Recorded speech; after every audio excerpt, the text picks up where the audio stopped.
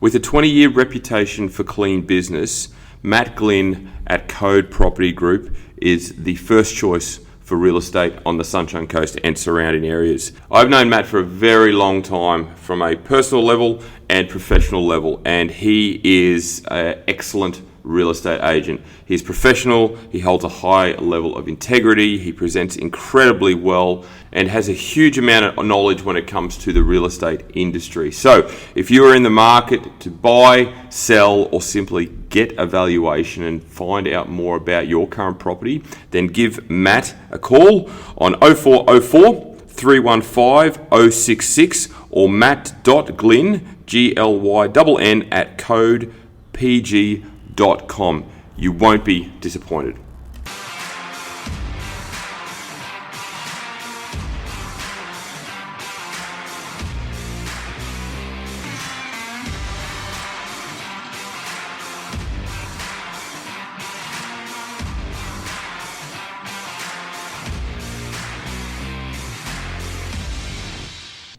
Well, we're back in India again. I'm with Joey again. Joey Cantlin, the content king. Sorry, mate, throw him the bus from the start. That's all right. Just for those listening at home, everyone gets his surname wrong for some unknown reason. It's a pretty simple name, but Yeah, it's not that difficult. No, it's Apparently it is, but well, some people just find it challenging. yeah, maybe they're doing it on purpose. I think they might be. Word's getting around. Yeah. So we're going to do another podcast. We've got obviously a show on Saturday, registration tomorrow. How you feeling, Joe? We obviously did a bit of travelling yesterday. Yeah, I'm tired today. Obviously, as you know, when we do these long haul flights and trips over here, it is quite a long trip over here. So generally, we're left with quite a lot of work to catch up on. And that first day, you're also dealing with the new time zone as well. So you're dealing with the fatigue from the travel, the general fatigue from the change in time zone, and then all while dealing with that, you're playing major catch up with work. So I've been at it pretty much all day. Absolutely. With a small break, and I've still got a bit to go. So, but yeah, overall, good. Yeah, cool. Do you find because it's only about 4.5 hours from here to Australia, but that seems to really throw you out in terms of sleeping pattern, in terms of our food. Like, we ate lunch really late today, and not unbeknownst to us, things like that. It really throws, even though it's such a simple difference. Yeah, well, I mean, on surface, you think about it, 4.5 doesn't sound like that much, No. but when you think about it, when everyone at home's getting up, it's still 2:33 a.m. where we are, and when it's 7:30 where we are, everyone's sound asleep and it's midnight. So it is a pretty significant difference. 4.5 doesn't sound like much, but then when you actually are in it, you're just like, shit, this is actually a pretty significant time zone difference. It's pretty difficult to deal with, actually. And then do you find, because I find this particularly when I head home, it's a good 3 or 4 days before you acclimatise once again, even on that smaller time difference. Yep. Yeah, it takes time. Wild. Yep. All right, so I thought today, because I obviously watched you do the SNA seminar the other day, and it gave me an idea on a topic we could discuss, and that is the coaching relationship, or the relationship between a coach and the client, and how that builds and develops over time for greater success. So I'll just go through some various points and see if we can elaborate on that a little bit. But obviously when someone starts afresh with you, they're quite green. There's probably going to be some apprehension. They don't know you too well, and that's obviously meant to develop over time. But without time, you can't develop that relationship. So the element of trust. So what's your sort of take on? Because you're going to deliver them with a program, you're going to deliver them with nutrition, advice, all the bells and whistles. But the trust pathway works both ways. You've got to trust that they're going to follow your plan, but they've got to trust in you in terms of delivery of that plan. Yeah. Does that make sense? Yeah, for sure. Yeah. I think it starts all the way back from the first point of contact, even when they inquire with you. Obviously, you can gather a ton of information on them, but you should be open to them asking you questions as well. Yeah.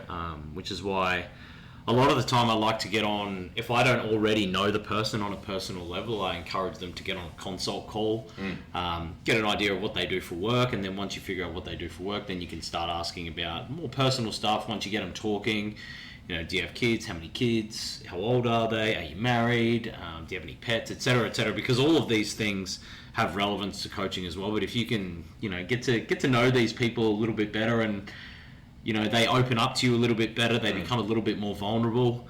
They're going to be a little bit more open to you being honest with them, for starters, and just gives you an opportunity to create a better relationship. And better relationship means more honest, transparent coaching, and potentially a little bit more respect as well, meaning that they're probably going to have a bigger buy-in to the plan, and they feel a little bit more confident in you. So I guess if you show interest in them, then they're gonna pay that forward, and I think that's something that kind of lacks a little bit in the industry. I spoke about it at the seminar. It's like we got to stop. Well, there's not we, but a lot of people out there have got to stop automating communication. Stop using chatbots, AI, or hiring VAs, or using their employees to do all their emails for them. Because then when you eventually have an actual conversation with the client, you don't know what's going on. You've lost it. So I think just be willing and open to communicate, no matter what it's about. You've answered about my first 5 points there. Oh, awesome! I do. All right, we'll wrap up now. Mate. Yeah, perfect. But I mean, you raise a really good point there, because without the trust, you're not going to get confidence from the individual. They might come to you, and I won't float your boat here, but they might put you on a pedestal straight away because you've been around a long time, you've got great results, all those sorts of things. So there'll be a level of apprehension. So they've got to establish confidence within themselves, and that's going to take time, and it's going to take patience, and then obviously the results from the coaching itself will take time and patience, as we know, even though there's still stigma in the industry about instant results and aggressive diets and whatever else. But having those tough conversations, that's something that obviously you need that relationship for. Because if you've got to have a tough conversation in week 3 of the relationship, there's a potential for them to pull the pin and go, oh, fuck you. Yeah. You know what I mean? Yeah, 100%. Yeah. Like I said, you got to, at some point, you're going to have some challenging conversations. And if the coaching relationship is built on trust and transparency and honesty, then it's probably not going to be much of an issue. But sometimes I feel like as a coach, you can do all you can there. But as a client, you have to be also willing to take those hard truths. Yeah. So whilst it's important to make a genuine effort to build these relationships as a coach, the clients also need to, accept an element of responsibility as well. Or if the coach, constructively criticizes or, has to say some hard truths, you have to be willing to hear it, and you have to be willing to act on it. And if you're not, then ultimately the client might end up leaving. But as a coach, there's not always, there's not always something you can do, but you should at least try. And the first, I guess the start of that would be to just get to know them initially, make them feel comfortable, make them feel, like they can trust you. And, when you have to have those hard conversations, they're going to know that it's coming from a good place. So. Yeah, I think that's really important, actually, because they can, people can, and I would still do it too, take feedback personally. Yeah. There's always going to be emotion involved. But it's I guess through the development of their relationship, the admission of when a client in particular, and I'm not saying that coaches are perfect, but clients will make mistakes, or they'll do something wrong, or they'll eat off script, or they'll not follow the plan. But you'd want in a perfect scenario, a perfect world, for them to acknowledge that, whether it be through the check-in or a message or something like that, eh? Yeah, for sure. It's obviously important for the coach to be honest, but the client has to as well. Yep. Because if we don't know what's going on, then things aren't adding up. Then it's kind of like, I can't change anything here because I don't know what the fuck's going to happen. Have you ever had that though? Have you ever had in the past clients that have submitted a check-in or told you, yep, everything's sweet, no, this is our week, but behind the scenes it's actually a different story? Yeah, absolutely. Yeah. I've had clients do this when we've had great relationships. I've had clients do this when we don't really have much of a relationship at all. So having a good relationship does help, but some people are quite embarrassed about their failures. Yep. And like I said just before, there's not always anything you can do as a coach, but you just have to make your clients feel like they can come to you if they're struggling. Yep. And sometimes it might not even that. Sometimes it might be like, I made a couple of mistakes here and there, and really, they say the week was a 6 out of 10, maybe it was actually a 2. They tell you half of what's going on, but Sure. these are things that we can't, as coaches, we can't necessarily control. Like, we don't have a wand and we can't guide human behaviour. So, yeah, I guess as a coach, you just have to do all you can to communicate effectively and make them feel as, I guess, not comfortable to the point where they just take the piss, but comfortable enough to share their struggles with you. Absolutely. Because no one likes to talk about the times that they've failed. No one likes to talk about their shortcomings. No, of course not. So, No, I agree. But there's an opportunity for both parties to learn in those circumstances too, There right? is. You know, so the client, and even if, like you said with that example, they gave their week a 6 out of 10, even though it was a 2, and within that 6 out of 10, the description or the commentary around it, you know, they were open to a degree. There's possibly an element that you can pull apart and go, well, you know, maybe if we look at this or this or this, and then they can learn and potentially improve, right? Yep.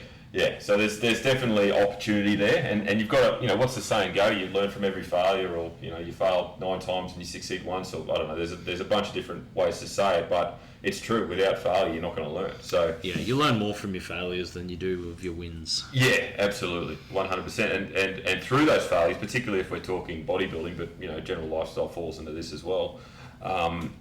You're just going to achieve more success. You're going to have more progression along this path, and that's what you signed up for in the first place, right? Yep, absolutely. Yeah. So if you can learn along the way, it's only going to make you a better person. Here's a curly one for you, and I think you've addressed this once before.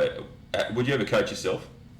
I mean, I kind of already do, but I don't follow anything. So you're one of those shit clients. Yeah, I'm a terrible client and a terrible coach. Yeah, I probably would to a degree. Yeah. You know, let's just assume that I actually decide, you know, to compete or whatever. Yeah. I'd probably coach myself through my off season, where it's a little bit easier to actually assess things. Yep. Whereas in the back end of a contest prep, as you know, like we get to a point where we don't even really know what we're looking at. There's not many people that can do that, and even the people who say that they can do it effectively, you have to wonder how much they're still leaving on the table if they're doing that. It's like, cool, you got shredded and you looked great, but I wonder how much better you could have been if you actually had someone steering the wheels. Absolutely. So, I don't think I would coach myself all the way through a prep. Like my last prep, for example, I got halfway through pretty easily. And me and my coach were more so collaborating, but then towards the end, I sort of struggled to see what I was looking like. I'm like, am I a little bit leaner this week, or have I gone backwards? But, you know, my coach was obviously there to help me make those decisions, or make those decisions for me. So I don't think I'd coach myself all the way through a prep, but I think I could do probably half of it to a high degree. You know, even the most objective people, and I like to think I'm fairly objective. Even the most objective people will struggle. I completely agree. You know, when you're in that phase of the diet where things are getting tough, how can you be completely objective with every decision you're making? You know, the back of your mind, the little voice on your shoulder is going to go, no, another 10 grams is fine, don't worry about it. Exactly. So that could be a challenging period, and like you're right, you leave some on the table. But even, I don't know, like even for me, I think even just doing general training and nutrition, I think by taking that responsibility off your shoulders and hand it to someone else is going to make you significantly more accountable. Well, even if I know what I know. Yeah, you can also just focus on being the client. It takes the pressure off, I feel. Like I had a client who I prepped last season, actually Tiara Nelson. She prepped herself the year before with the occasional sort of consult with me, and I would tell her what I thought, but we'd only catch up every 4 to 6 weeks. But for the most part, she was making all her decisions. Whereas this time she handed the reins over to me entirely. She got in much better shape. She retained a lot more muscle. She looked great. Everything that was measurable was further improved. And I don't think that's because I'm some, you know, king dick of a coach or whatever, or she doesn't. I just knocked the table. Never mind. I don't think it's because I'm some incredible coach or she doesn't know what she's doing or whatever. It was more so because she was actually able to focus on just being the athlete and saying, here's all my data, tell me what to do. And that reduces a significant amount of stress. Absolutely. You know, and she would have been faced with so many decisions last prep, you know, like, oh, should I cut calories now or should I leave it another week? And that inherently just makes things so much more challenging, and you have to wonder again like how much you're leaving on the table. So I felt like that was a really good example of, you know, even though she got ready for her shows and even though she looked great, she did a really good job in her season. This time she worked just as hard, but she had someone else calling the shots and knew exactly when to pull certain triggers. And I think, you know, doing that helped her a hell of a lot. I think too, you've just touched on it there. Like we mentioned, you know, what you potentially have left on the table, but you might have overanalyzed too.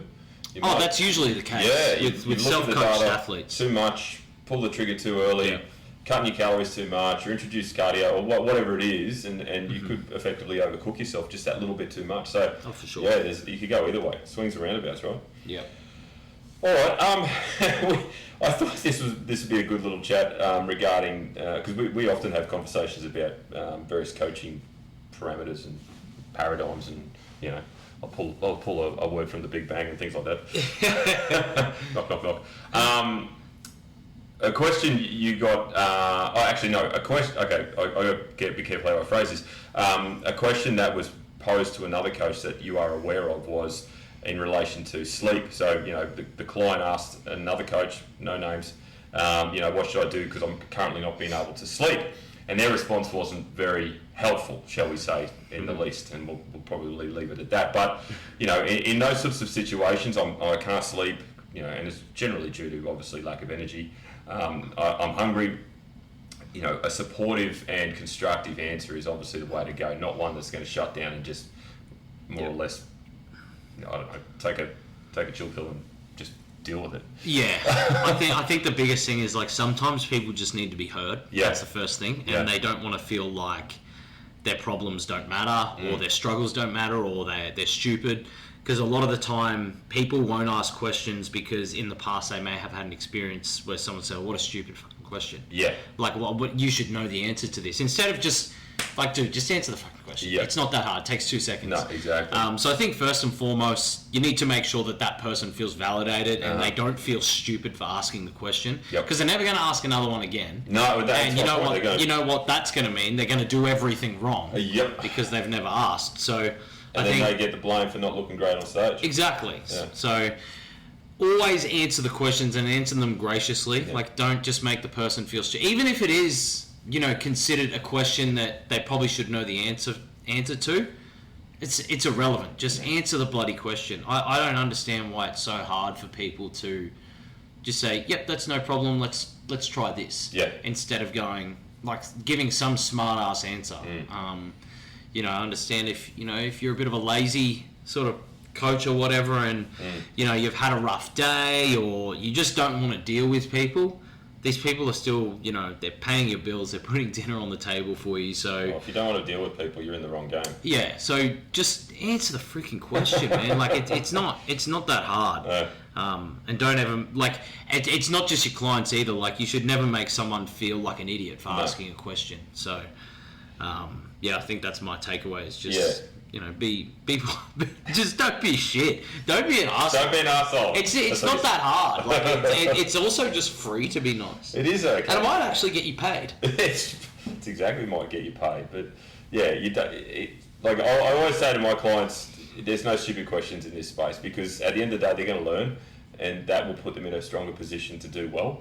So, you know, even if it is a common question or an obvious question, or maybe they've asked it a couple of times before and they just haven't grasped the answer, that's okay. Yeah, that is totally okay. So, yeah, in terms of if you can't sleep, well, there's plenty of things we can potentially suggest to do that, not what was potentially said in that situation. Yeah, and sometimes even if a question might sound a bit silly or like it's kind of like, come on, man, you should know that. Yeah. They might also be trying to ask another question, but they don't have the words or they don't know how to phrase it. Good point. So sometimes you also have to get a little deeper. It's like, oh, is this what you're asking? Yeah. You know, are you asking X? Are you asking Y? Are you looking for the answer on this? So sometimes you just got to pry a little bit more because it might not be so cut and dry. Like I've had people say, you know, they get their plan and say, all right, so do I need to follow this plan? Yeah. And on the surface, the answer will be, well, of course you do. I just put this together. I just gave it I didn't give it to you for no reason. Yeah. But what they might be asking is like, how accurately do I need to follow this? Yeah. Is there any sort of leeway either side of these macros? Is there potential for me to have a meal out with my partner or my kids or my family or whatever? So what might sound like a stupid question might not necessarily be a stupid question. There's just a little bit more context involved, and sometimes you just got to dig a little bit deeper for that correct question, so you can actually give a helpful answer. Absolutely. Well, they might be, like you said, they might be asking the question to potentially open a conversation for something a little bit deeper. Yep, for sure. But they're just treading water first to see what your response is, because maybe you're still in the new part of that relationship as a coach and a client, and they're still trying to figure out the communication and how that works. So if they ask a simple question and you bite their head off, then I'm not going to ask another one. No, those, Well, it's at the end of the day, we're running a business too. It's the first thing that you're going to do to bloody well piss someone off, or they're just going to walk away as well. Like, what's the point of that? Yeah, if you started a new job and you go up to your boss and ask a question, they rip you to shreds. It's like, I mean, don't you want me to do a good fucking job? Exactly. Don't you want me to make my money? Yeah. Because help me help you. That's what I mean? Pretty much what it is. It's a collaboration at the end of the day. Yeah, exactly. Oh dear.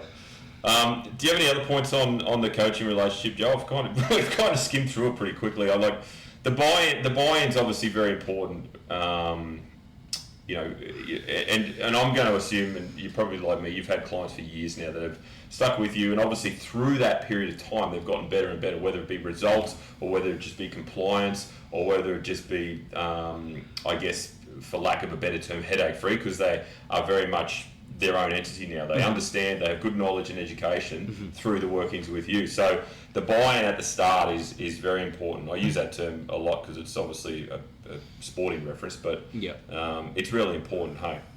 Yeah, well, I mean, if someone's not bought into the plan, then it's like, well, what are we doing here? So you need to try and maximise buy-in from the start as much as you can. Again, we only have control over so much, but if the client is not bought in, then they're not gonna give their their full focus. And you can lose that buy-in pretty quick with a lot of the things that we've discussed, like getting snappy over a stupid question, or not communicating effectively, or just generally not being a good person. Again, it's free. True. It's Unfortunately, free to it is true. be kind. But I think something that gets like a bit slept on is like constructive criticism. It's like you need to find that balance between being able to constructively criticize your clients without tearing them to shreds. Yes. And it's something that I spoke about at the seminar. And the sandwich. The sandwich, yeah. So I think a lot of people were probably a little bit confused when they looked at my slide and it said sandwich. And I had a picture of a sandwich. But essentially this refers back to the feedback sandwich approach where... first you come into the conversation with something that the client is doing well or has done well previously. So you can make them feel good about something. Then you lead into the actual, stuff that's inside the sandwich, which is the constructive criticism, which is what we're really trying to go after here. And give them encouraging yet constructive, criticism or feedback. Say like, all right, you're doing this really well. However, we could be doing a little bit better here. I can see you're trying, but here is, we need to do better here if we want to tick all the boxes. And then that third layer can be a summary or a solution. So you could say, all right, you're doing X well, but we really need to work on Y. Here is how we do it better. I think if we do this, combine X and Y, we'll have fantastic results. So we are so close, we just need to nail that one thing. So not only does it give them help without actually tearing them to shreds, instead of saying like, well, you're doing pathetic, I need to see you do better. You're giving them constructive criticism and you're giving them a solution, but you're doing it in a way that is actually going to promote buy-in, because they've just been told that there's only one little thing they've got to improve. And if they improve that, everything's going to be fantastic. So I like that approach. And it's a good approach. Yeah, you don't have to tear someone down to give them advice or give them criticism. Like if a competitor finishes third place, you don't go up to and say, well, you're fucking shit, you've got to get better here, here, and here. You say, well done, third place is good, that was a tough lineup. If we want to get first, here are the things we're going to need to work on. Absolutely. We're on the right track. Right. So, both things can be true. Yeah, absolutely. But one of them is going to completely break someone, Yeah. and one's going to inspire someone. 100%. I understand that people are different as well, and some people love to be berated. Yeah, I was going to say that. I don't know what that's about. Personally, for me, I don't really want someone to come up and tell me how shit I am. But I have. Happy to do it. You already do. So I have a handful of clients that don't want to be complimented. Yeah. They just want to be told that whatever they're doing wrong. Okay. And if that's what gets their motor running, that's fine. I can do that as a coach, but that's only going to be a small amount of people. Yeah. And if you want to run your business or your coaching a certain way, that's fine. But I feel like the arsehole approach only applies to such a small percentage. And that then leads back to the original point of this podcast, is that you establish that when you're building the relationship, right? Yep. Because you wouldn't do that after week 1 or 2. No, it all comes back to just knowing your client. Yeah, you've got to know your client, and they've got to know you too. Yeah. Because they may not want to tell you that that's the approach they want until there's a point where they go, okay, this guy's got my back. Let's do it this way. And you go, yep, no worries. And it can be something simple as saying that, like, even just sign off on an email. Hey, if you have any questions or you need anything, let me know. I've got your back. I'm here for you. Yeah. If you struggle through the week, send me a message and maybe I can talk you through it. Yep. Like, it's just those little things that people are going to be so grateful for. Like, after every email, which you may have seen on Monty's emails, I sign off with, let me know if you have any questions or if there's anything else I can do for you. Or if I've missed anything, make sure you let me know. Yep. That's how we get better too, right? Yeah, for sure. We can't help someone if they don't help us. No. Help me help you. Yeah, that's exactly. Might be one of my favourite sayings. I like that sandwich approach analogy. I have used that before, but it reminds me of another one that I got told once. It's actually quite funny, and that is, do you know how there's like it's not like cosplay, but it's role playing for like medieval times, like they get stuff in all the armor and stuff. Yeah. So when they have spears or like javelins or whatever the old term for a javelin is, they put a pillow on the end of it. So they throw it still, but it's got a pillow. So it's sort of an aggressive approach, but there's a pillow to soften the blow. Yeah, okay. So you kind of get the analogy there. I like it. Yeah, I thought that was pretty cool too. It's like punching someone in the face, but with a glove on. Exactly.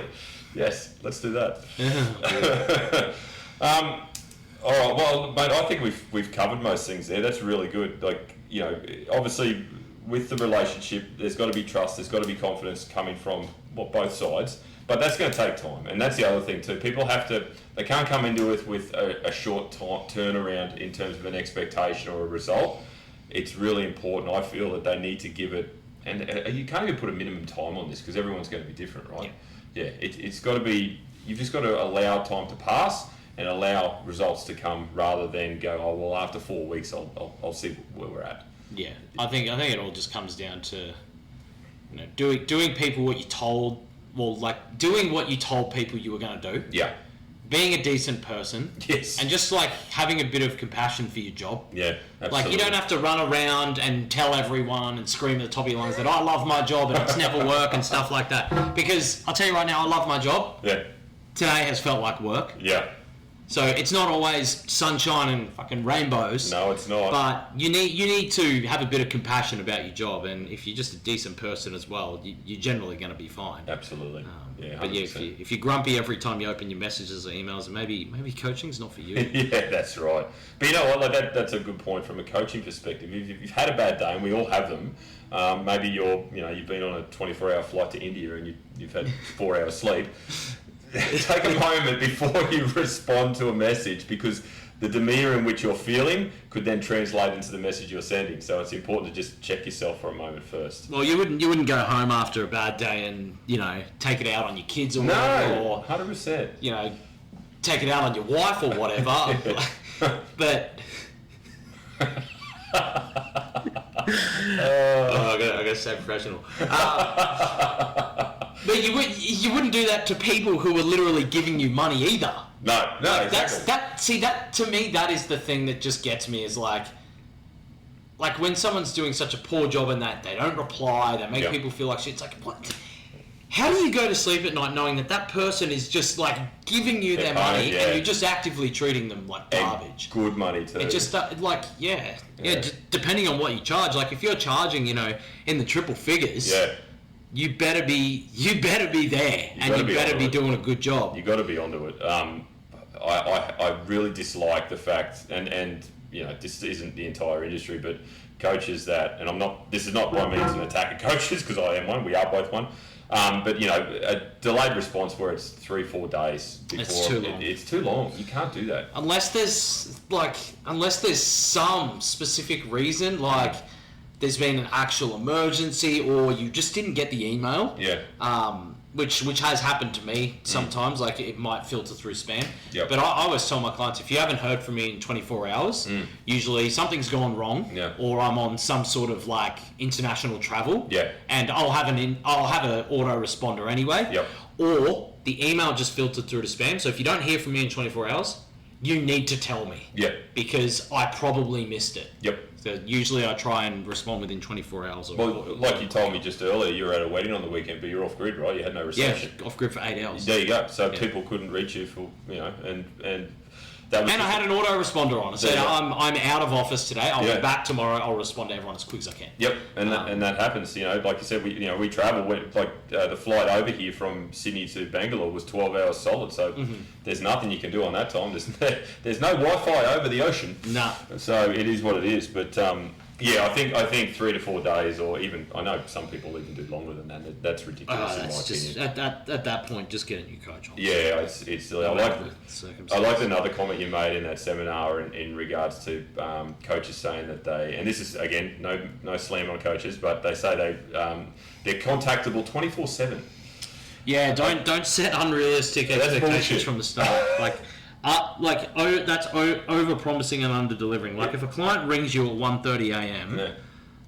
I'm sorry, you're probably not going to answer it. No, you won't. But that is a realistic expectation, because you might have a shift worker. You might be a nurse getting off shift at 1 a.m. and she goes, "Oh, well, they said I'm 24/7, and it's 2 weeks into the relationship. I'll just give them a call or send them a message, and then there's not going to be a reply for 12 hours." Yeah, exactly. So instead of saying 24/7, maybe say 15 and 6. Yeah. 14 and 6. Yeah. That's so that's fair. I know some people that do that, and that's fine. Yeah, absolutely. It's realistic. Just that make sure that it's all well and good to have the expectation on the client in terms of building the relationship and stuff, but the coach has to set boundaries as well. Yeah, set boundaries. The client needs to be aware of that from the get-go. Yep, absolutely. And if my clients, try to ring me extremely late or message me extremely late, I don't answer the phone. Yep. I don't reply, and then when I do reply, hey, sorry I didn't respond last night. It was late. Yeah, absolutely. So they get the message. They get the message, but you've done it in a polite manner. You haven't bitten their head off. Yeah, you don't have to say don't ring me at 9:30 or whatever. Exactly. Yeah. Are you looking to shed a few kilos, change your composition, improve your relationship with food, increase your strength, or simply just have a better accountability level? Then maybe coaching is for you. I now offer online coaching in a number of capacities, from week to week, fortnightly, monthly, and of course nutrition-only coaching. So if you are interested or want to know more, simply jump on paulsbodyengineering.com or simply send me a DM. Experience the difference with Matt Glynn at Code Property Group. With a 20-year reputation of a clean business, Matt is your guy when it comes to all things real estate. Make sure you give him a call now on 0404 315 066. All right, so before we finish up, Joe, I thought we've done the who would you have dinner with? We've done that one. We've done the what would be your fight song. This will be good. Hey, yeah, this will be good. No, it's a fair series of questions. So I thought we'd run through your GOAT exercises. So if you had to pick one exercise, and I'll give you the muscle group, and obviously this is your opinion. People can differ, and that's fine. If you want to reach out to Joey on his Instagram and have a whinge to him, that's cool. So yeah, pick one. Do it within business hours. Do it within business hours. So I'll give you the muscle group. You tell me the one exercise you believe is the best above all others. And look, if there's two, we can obviously have a discussion. Okay. All right, so we'll start with glutes. Glutes? Yeah. Ooh. Yeah, because I know what you're thinking here, because you've mentioned it a couple of times in our conversations about. This is hard because everyone's hip structure is different and everyone's pelvic structure is different and how they feel with certain exercises. So, there's no real one goat glute exercise in my opinion. Yep. But if we're talking for me personally, Sure. if we're just going off my body, it's got to be a deadlift. Okay. For me, a deadlift or a deadlift variant. Yeah, okay. I always get a hell of a lot through a conventional deadlift with my glutes. Yep. If I can give a silver medal, I'm going to go a leg press. Yeah, nice, okay. Nice deep leg press. Particular foot placement to ensure that you are getting glutes, or you About hip width, Yeah, okay. not too high, not too low. Yep. If you go too low, then you're going to bias the quads a lot. Yep. But if you go too high, you're not going to get the necessary range. So I say to most people when they do a leg press, actually, is like get in a position where like you're actually like somewhat comfortable. Yeah. It sounds really weird because the exercise shouldn't feel comfortable by the end of the set, but you should be able to comfortably get a really solid amount of range. Yeah, absolutely. Yeah, cool. So Okay. I'm going to say deadlift. All right, cool. Quads. Squat variation. Okay, good one. Probably a hack squat or... Oh, yeah. Hack squat or even a leg press. I'll say like a lower body pressing variation. Yeah. Silver medal, probably a leg extension. Yeah, okay. Hammy then. You got the hamstring. Well, there's kind of two ways to hit the hammies, and that's exercises that focus mostly on the eccentric or the lengthening, which would be like a deadlift or a Nordic, and then there's the more concentric focus, so like a leg curl. Leg curl, yeah. But if you had one to do, what would it be?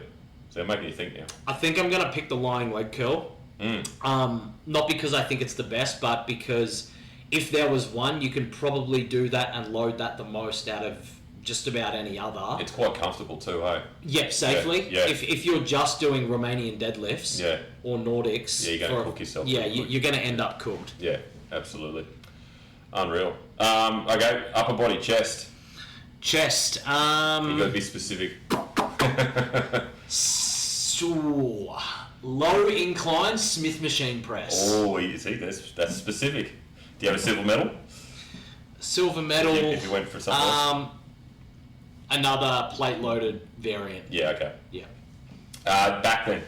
Chest supported T-bar row. The T-bar row, absolutely. That is a good one. If I could give a silver medal, I'll take a weighted chin-up. Yeah, okay. Yeah, chin-up. Or what about assisted chin-up? I don't need assisted. He said that with a straight face. Chin-up variation, yeah. Okay. Yeah, for sure. Shoulders. Shoulders, this is a good one. Yeah. There's a number of ways to do this. Geez, I think because there is like obviously specific sections of the shoulder and it's a muscle group you would typically train in isolation, feel like you're going to miss out on a lot if you just do a lateral raise. So I'm going to pick a shoulder press variation. Yeah, okay. For specificity, I'd probably actually pick a Viking press. The old Viking press. I love a Viking press. I love a good Viking they press. They are good. And then bis and tris. Biceps, I'll pick a seated incline dumbbell curl. Oh, that is the goat. That's a good stretch. Absolutely. But do you find, like, I don't know if you observe people in the gym with this one, but their elbow position is key to that, hey? Like if it's too far up, you're going to overload your shoulder. So pushing it back and getting that appropriate range is really important. Yep, absolutely. And tricep? I think you just have to go with a probably a cable push down variation. Yeah. If you're really looking to load it up, maybe like a straight bar or a cambered bar for more isolation, something like a rope. Yep. But again, like a tricep is another muscle group that has different sort of sections to it, and it's trained largely in isolation. But I feel like you probably get the most out of a cable push down with a bar. Yeah, cool. Yeah. Unreal, Joe. Unreal. No calves? Well, I thought about that. I thought, well, do you have a preference? Do you go on then? Oh, I don't train them. You fucking genetics. No, standing calf raise is going to give you more bang for buck over a seated. Yeah. I've also been reading some interesting stuff lately, and there's been some studies that showed like muscle growth is just as good as doing like the bottom half range of a calf raise as opposed to a full range, because I think a lot of I saw that study too, actually. A lot of the activity you get in the calf from the stretched position is that first bit. It's similar to like a bicep curl, right? Or a leg extension or a hamstring curl. It's like the most activation you get is in that first part of the lift, which is why it's so important that you get your technique right and you don't use fucking momentum. Get your range. But yeah, I did have a good read of that, and I found that really interesting, and I've actually taken that into consideration with some of my programming too. There you go. So standing calf raise for the win. You mentioned bang for buck. So if you had 20 minutes to train and you wanted to get the most out of it, what would be your exercise of choice? I can only pick one exercise. Deadlift? It's so that I can only pick one. Yeah, you can. Sorry, yeah. Oh shit. Yeah, probably a deadlift. Yeah. It gets a bit of arms, it gets a bit of rear delts, gets the back, gets the legs, gets the abs. Gets the abs, and it gets the cardio too. Yeah, can't forget about the cardio. No, you can't beat that. See, I'll probably take a deadlift. Unreal. All right, thanks, mate. I think that was good. Yeah, absolutely. So we've got a big show on Saturday. We do. You're obviously looking forward to it. Over 600 bodies on stage. It's going to be a long day. It's going to be a very long day. Yeah. I can see it being similar to Bangalore. Absolutely. Yeah, 9 a.m. start and a 10 plus p.m. finish, potentially. Yeah, it'll probably be 12 hours straight of judging, but that's okay. That's what we're here for. Yep. Unreal, mate. All right, well, thank you. Appreciate it, and we'll obviously chat again soon. Sounds good. Cool. All right, well, I have to thank Joey once again for his time today. You know, he's a very busy man, a very successful coach, both here in Australia. Well, when I say here, not in India, but in Australia and throughout the world.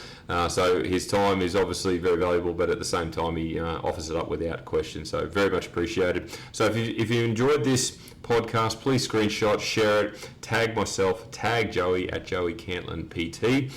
And if you're interested in any of my coaching services, including my membership or fitness business coaching, please jump on paulsbodyengineering.com, or alternatively head to the link in my bio on my Instagram page, or simply send me an email or a DM for that matter. But until next time, as I say to every client every single day from India, have a great day.